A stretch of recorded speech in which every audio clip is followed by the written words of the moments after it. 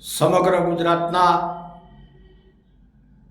ઠાકોર સમાજ વતીથી, સમગ્ર ગુજરાતના કોળી સમાજ વતીથી, સમગ્ર ગુજરાતના માલધારી સમાજ, સમગ્ર ગુજરાતનો દલિત સમાજ, સમગ્ર ગુજરાતનો આદિવાસી સમાજ, તમામ સમાજો વતીથી ભારતીય જનતા પાર્ટી કેન્દ્રીય નેતાગીરી અને ભારતીય જનતા પાર્ટી ગુજરાતની નેતાગીરી હું વિનંતી કરું છું કે સૌથી વધારે ઠાકોર સમાજની ગુજરાતમાં વસ્તી છે. ઠાકોર સમાજ વર્ષોથી ભારતીય જનતા પાર્ટી સાથે જોડાયેલો છે. હજારો કાર્યકરો અમારી સમાજના રાત દિવસ ભાજપ માટે મહેનત કરે છે. એટલે ટૂંક સમયની અંદર ગુજરાતમાં પ્રદેશ પ્રમુખની વરણી થવાની છે. તો ગુજરાતના પ્રદેશ પ્રમુખ તરીકે ઠાકોર સમાજમાંથી વરણી કરો તેવી અમારી માંગણી છે. ઠાકોર સમાજ તમને પસંદ ના હોય તો ગુજરાતમાંથી કોળી સમાજમાંથી વરણી કરો. કોળી સમાજ તમને પસંદ ના હોય તો ગુજરાતના માલધારી સમાજમાંથી વરણી કરો. માલધારી સમાજ તમને પસંદ ના હોય તો ગુજરાતનો દલિત કે આદિવાસી બનાવો.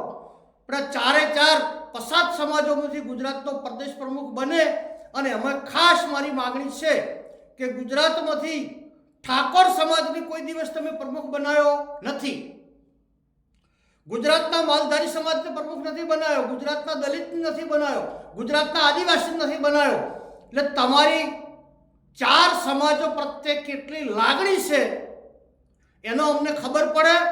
એટલે આ ટૂંક સમયની અંદર ગુજરાતના પ્રદેશ પ્રમુખની વરણી થવાની છે. એમાં પહેલો નંબર ઠાકોરની અમારી માગણી છે, બીજો નંબર કોળી સમાજ, ત્રીજો નંબર દલિત અને આદિવાસી.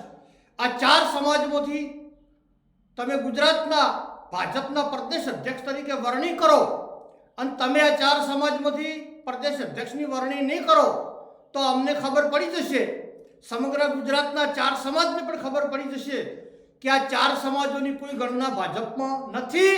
અને આ ચાર સમાજોમાંથી પ્રદેશ પ્રમુખની વરણી કરવામાં નહીં આવે તો આગામી ચૂંટણીઓ ગુજરાતમાં આવે છે ટૂંક સમયની અંદર.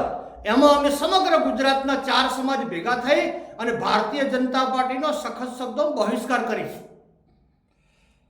તમે અમને મુખ્યમંત્રી ના બનાવો, નાયબ મુખ્યમંત્રી ના બનાવો, કેબિનેટમાં સારા હોદ્દા ના આલો, પ્રદેશ અધ્યક્ષ ના બનાવો તો અમારે ખાલી જિંદગી ઓટ જ તમને આલવાનું, તમારી વેચ કરવાની.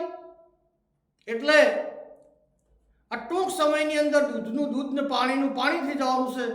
સખત શબ્દોમાં મારી માગણી છે કે ચાર સમાજોમાંથી પ્રદેશ પ્રમુખ બનાવો. અને પ્રથમ માગણી ઠાકોર સમાજની છે કે ગુજરાતમાં ઠાકોરો હજારોની સંખ્યામાં તમારી સાથે જોડાયેલા છે. અમારી સમાજના ધારાસભ્યો રાત દિવસ તમારા આદેશનું પાલન કરે છે. એટલે અમારી સમાજને પ્રદેશ અધ્યક્ષ બનાવો, ના બનાવો તો ચાર સમાજમાંથી બનાવો તેવી હું રજૂઆત અને વિનંતી કરું છું. અને પ્રમુખ નહીં બનાવો તો આગામી ચૂંટણીની અંદર સમસ્ત સમાજો મળી અને ભારતીય જનતા પાર્ટીને બાયકોટ કરીશું. સમગ્ર ગુજરાતની પ્રજાને જય જય ગરવી ગુજરાત.